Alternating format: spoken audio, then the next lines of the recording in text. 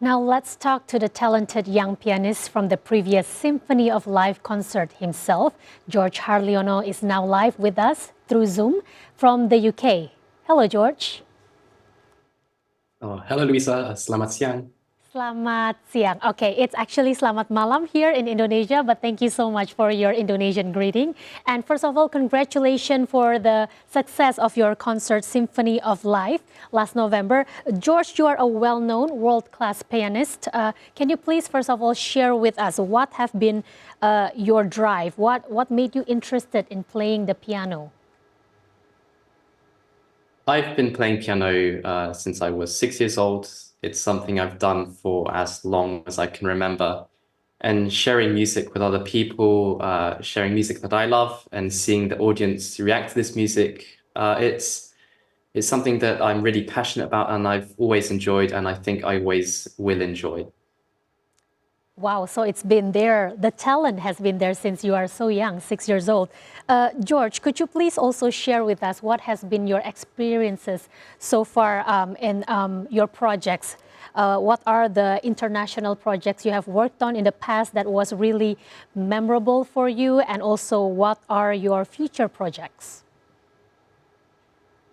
Well, as I said, I've been playing piano for a very long time. So I've been very lucky to perform in many different countries, in many wonderful concert halls.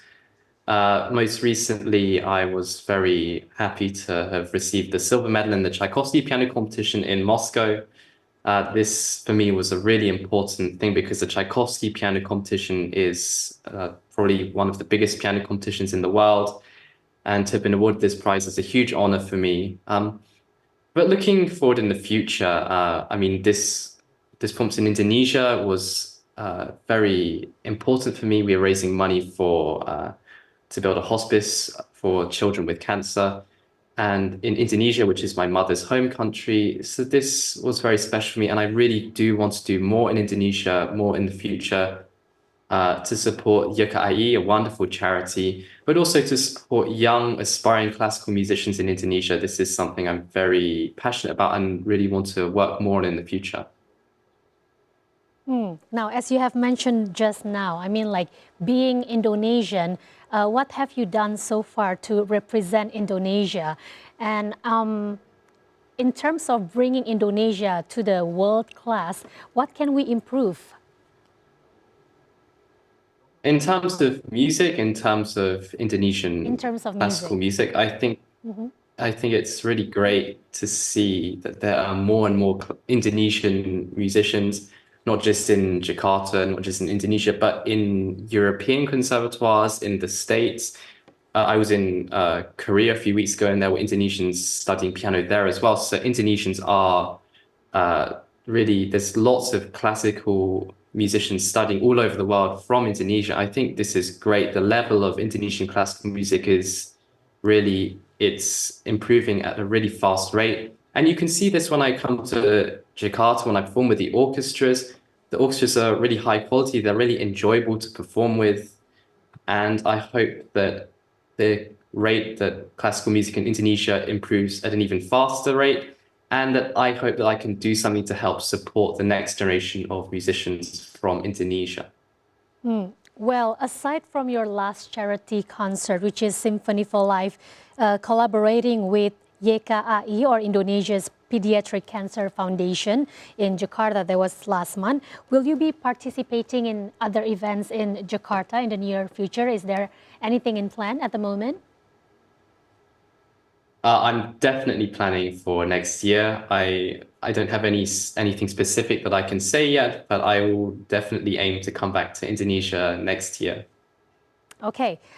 Next, George, if you can just share us more about your perspective, how do you see the growth of orchestral music nowadays in Indonesia compared to Britain? And what should our music industry grow to level up?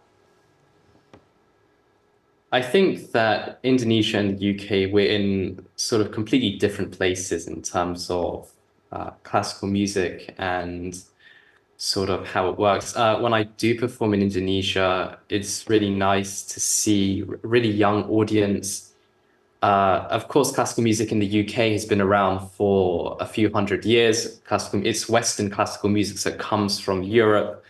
But it's for me when playing in Indonesia, it's exciting because the classical music scene is new, it's young, it's growing at a much faster rate than, for example, in the UK, where it's already, I mean, classical music has already grown. It's been here for a long time, but perhaps the audiences are older here, whereas in Indonesia, when I perform at concerts, the average age is between like I know 25 and like 35, which is not the same in the UK.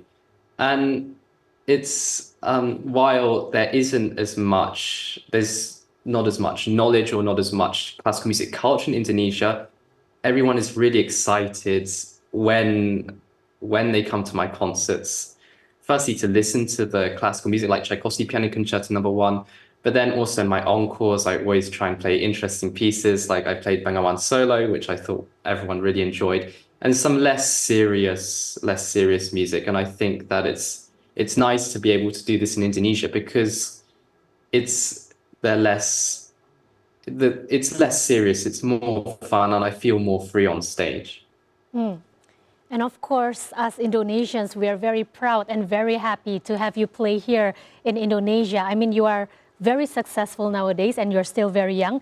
Do you have any messages or perhaps advice for young Indonesian pianists who wants to follow your footsteps? I mean, talent, we need that, but what needs to be done more to reach that international level? Well, firstly, I'm really grateful to Indonesian audiences for their love and for their support. I think that the audience reception I receive from Indonesia is unlike anywhere else in the world, and it makes me feel very proud of my heritage. In terms of advice for young aspiring musicians, of course, practice is always important. But I think that the most important thing is the passion, the love for music, and a lot of the time, like as a student growing up and seeing everyone practice for hours and hours, trying to perfect every detail, lots of people lose this love, they lose this passion for performing, they lose this passion for music. And I think that's if you're not enjoying yourself on stage, if you're not enjoying the music you're playing, it's simply impossible for the audience to enjoy it as well. So my advice is always to young musicians to work hard, of course, practice hard, but also to remember why you're playing music, to remember to enjoy yourself on stage, to love the music that you're playing. And I think that the audience will always appreciate your music more this way.